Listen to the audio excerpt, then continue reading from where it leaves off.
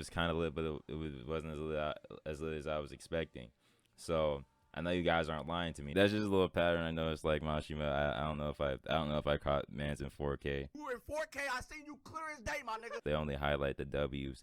They don't talk about the L's. So what's up, guys? It's AAA or Alex's Anime Art, and I'm back with another video. And today we're going to be talking about Volume 17 that we found in Barnes & Noble the other day, chapters 141 through 149. And yeah, you guys know that Zero reviews don't come out as fast because, you know, your boy is going to be waiting for the print releases. That's just what I do. I wait for print releases. But without further ado, let's get into the video.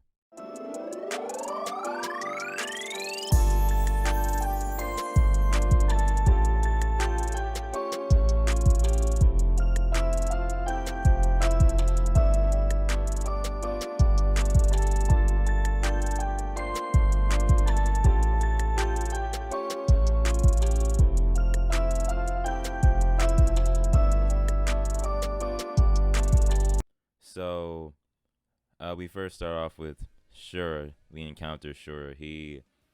It's kind of showing off how overpowered he is at the beginning because he grabs the whole ship. He grabs the Zero. With his gravity powers, and Shiki has to get off the ship. He has to start the fight, and it wasn't really a whole fight because it sort of seemed like they were mainly just like sort of teasing a fight for later. And I did look up some stuff, and that it does happen later that there's gonna be more of a fight because you guys said it was fire, or at least I'll put the comment up. I forgot exactly who said it, but you guys said the Shiki versus Shura fight is gonna be lit, and that part that they were fighting, it was kind of lit, but it wasn't as lit as I was expecting. So I know you guys aren't lying to me, so that I know there's more to the fight. And that's kind of what I'm waiting for. Yeah, but Shiki, he has to fight Shura because that all link system.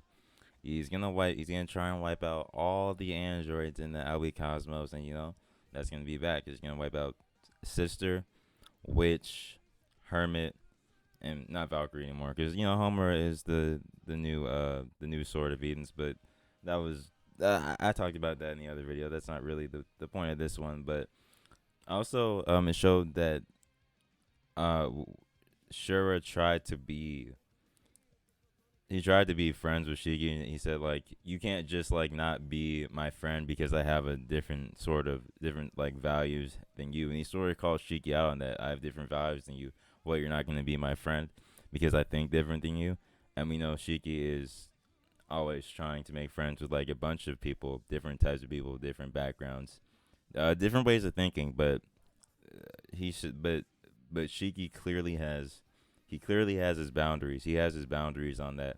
If you want to wipe out androids, people that are beings that Shiki would consider friends, I can't let that slide. That's a value that I really can't let slide. So Shiki clearly has his boundaries, and he also has a really big heart because those robots that were sent to attack Shiki by Shura, actually, they didn't want to. It was kind of against their will. They were sort of just being controlled, and it was a little tough. But I noticed that Shiki was he was shedding tears for those robots, and those are the first time he's ever even really met them before. So that just shows Shiki has a really big heart, but he also has his boundaries and things like that too. And then there was also Homura versus Mirani. The big points of that fight were Homura we got to see her activate the overdrive. That was lit. That was a lit part of the fight. But we also learned a truth about Mirani, and then it showed her truth was sort of revealed with within the mirrors, because the mirror, I guess it's something like a mirror reveals the truth, something like that. I might put up the panel or something, but she didn't really believe in what she was doing, and it was kind of just ordered by Shura, and she was actually had a close I guess sort of a familial relationship with an android. So she in her heart, she really doesn't mess with what she's do with what Shura is doing to these androids, but she sort of just had to go along with it after she joined the Ocean Sixer. That's what it seems like. And they also encounter NASA. I don't know how to say his name, bro. Y'all let me know in the comments. But he has a hypnosis ether gear, which Pino tries to shut it down with the EMP. There's also a little bit of a weakness that it takes longer to affect androids, but we haven't really found a solution to necessarily stopping it yet. Besides, actually no, I forgot Arsenal. Um, since he was able to activate, since Wise was able to activate Arsenal, it stops. It literally it kind of like just stops the hypnosis, or it's also because he was able to notice the electric signals that it emits, and that's kind of a part of it too, and that's kind of how it activates and affects people and actually gets them hypnotized as well, or something like that. But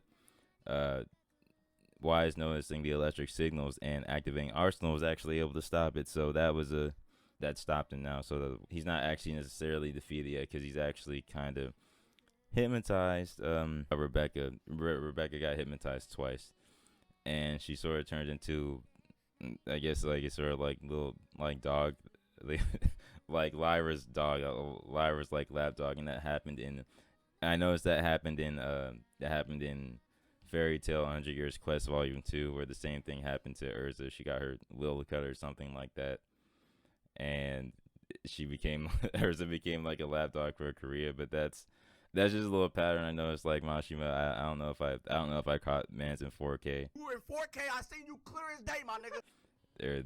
I don't know if I took a peek into his interest, but that's just that's just what I see. That's just what I noticed. No shade, no shade, no shade. But then there's also a big plot twist at the end that we see with